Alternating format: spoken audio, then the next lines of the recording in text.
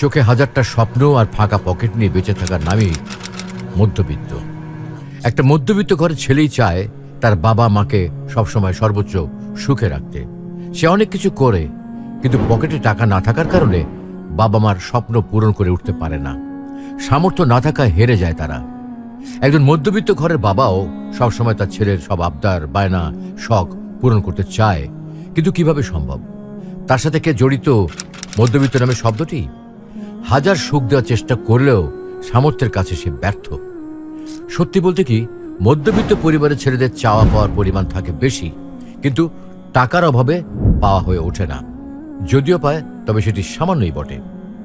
পকেটে টাকা না থাকায় নিজের পছন্দের জিনিসটি যখন মধ্যবিত্ত ছেলেটি কিনতে পারে না, তখন হাজারো অভিমান আর কষ্ট নিয়ে সে বলে থাকে ওটা তার প্রয়োজন নেই। তবে মনে মনে কিন্তু ঠিকই সেই জিনিসটা পেলে অনেক সে খুশি হতো।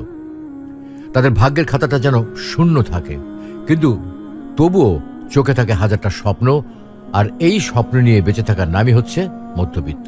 স্বপ্ন ভাঙার পরেও নিজেকে ইনশাল্লাহ একদিন হবে বলে সান্ত্বনা দেওয়ার নামই মধ্যবিত্ত পরিবারের ছেলে।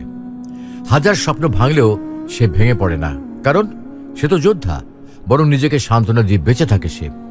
একজন মধ্যবিত্ত পরিবারের ছেলে নিজের হাজারটা স্বপ্ন, বাবা মায়ের স্বপ্ন, চাওয়া পাওয়া পূরণ না হওয়া, এইসব চিন্তায় থাকে, কিন্তু দিন শেষে সবার সাথে কথা বলার সময় মুখের কোণে হাসিটা তার থাকে।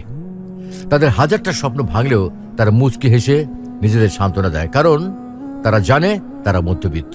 হাজারটা ইচ্ছাকে পিছনে ফেলে জীবনকে গুরুত্ব দেওয়ার নামই হচ্ছে মধ্যবিত্ত।